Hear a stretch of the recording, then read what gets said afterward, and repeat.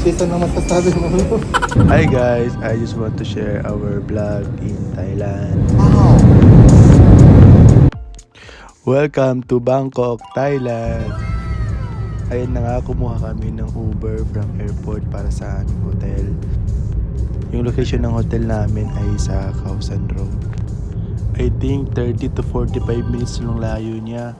So, dito na nga tayo. Siyempre, mag-room tour muna tayo.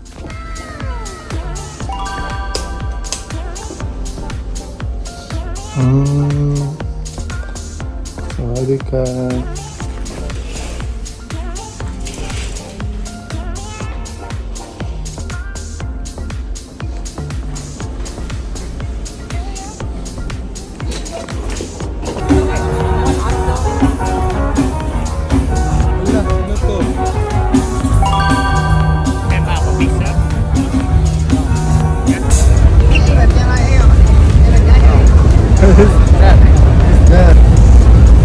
Scorpion?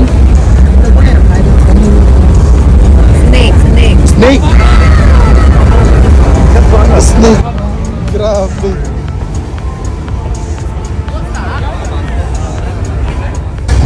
Sa mga gusto ng nightlife, I think this is one of the best place na pwede mong puntahan kapag nasa Bangkok, Thailand ka.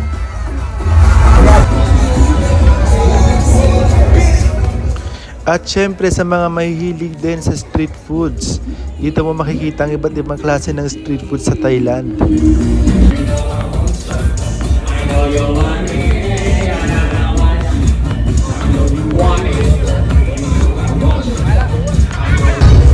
Malapit nga lang yung hotel namin dito, walking distance lang siya. Pero make sure pag nag-book kayo ng hotel, huwag sa tapat ng Khao San Road o sa mismong Khao San Road kasi sobrang ingay at hindi ka makakatulog.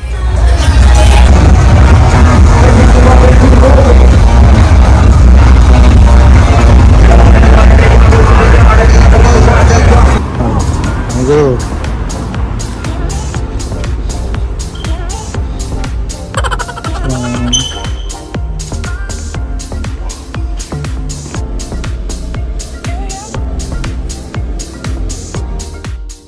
So, it's our day 2 in Bangkok, Thailand. Dito nga kami sa rooftop ng hotel. Grabe, ang ganda ng view. Kaso wala na kaming time para mag-swim. Sawadee ka! At syempre, yung nakuha naming hotel ay breakfast included. Kaya naman, eat all you can. Talaga yung guru na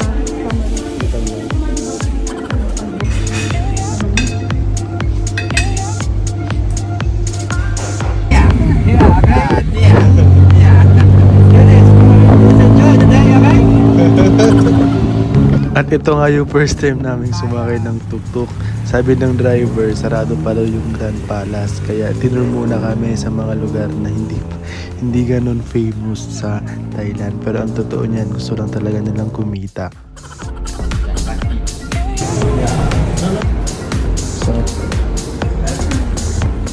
At dito nga kami napapunta ng driver. Pero so far, okay naman. Saka mura lang naman yung bayad namin.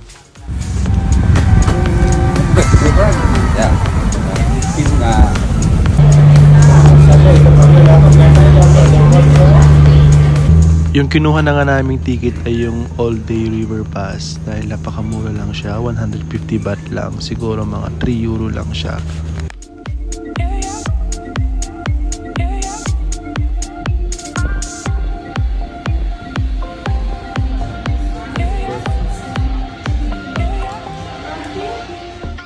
Siyempre, tikman naman natin yung pinagmamalaki nilang mango sticky rice.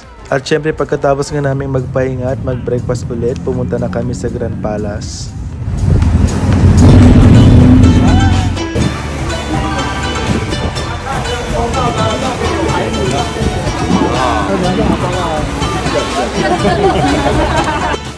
Ang entrance fee sa Grand Palace sa Bangkok ay humigit kumulang 500 Thai baht or nagkakahalaga ng 13 euro.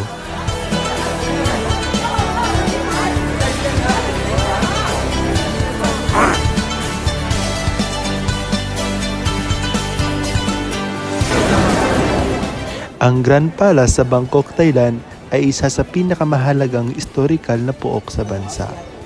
Ito ang naging opisyal na tirahan ng mga hari ng Thailand sa loob ng mahigit 150 years. Ito sa Grand Palace, may dress code na dapat sundin. Hindi daw pwedeng nakasuot ng sleeveless, shirts, short, or yung mga damit na sobrang ikli. Para sa mga lalaki, kinakailangan ng mahabang pantalon at damit na may manggas, habang ang mga babae naman ay magsuot ng damit na tumatakip sa balikat at tuhod.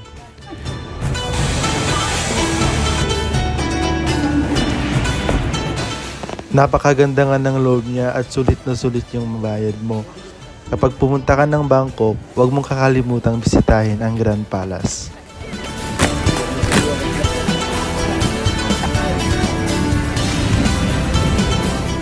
At ngayon nga, pupunta naman kami sa aming next destination.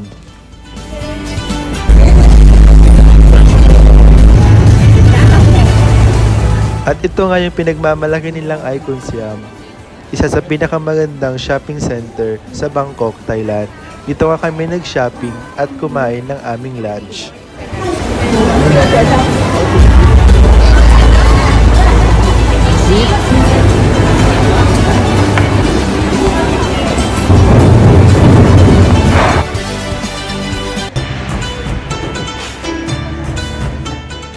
Yung mga pagkain nga pala nila dito sa Thailand, mostly ay maaanghang.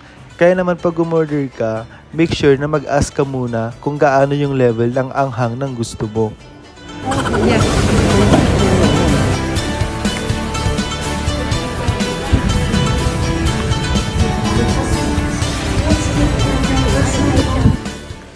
At syempre, sinubukan din namin sumakay ng LRT for the experience.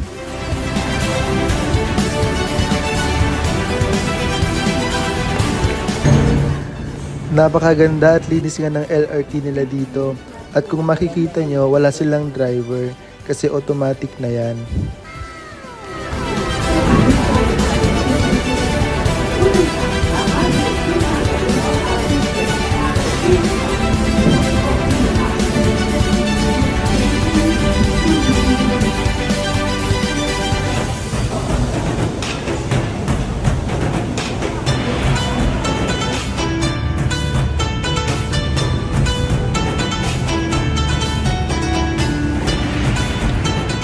At dito nga kami napapunta malapit sa Prato ng Market para maghanap ng mga murang bilihin at mga souvenirs. At sa mga may hilig din sa Thai street foods, marami din dito.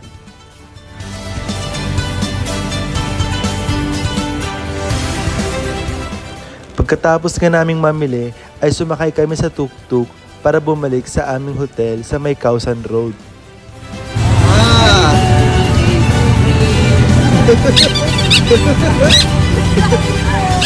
Happy birthday! Today is your birthday. Happy birthday to you.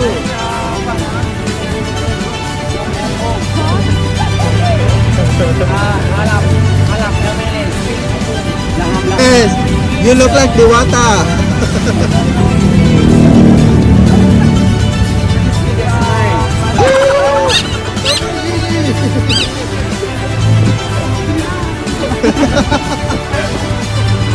Oh, Thailand!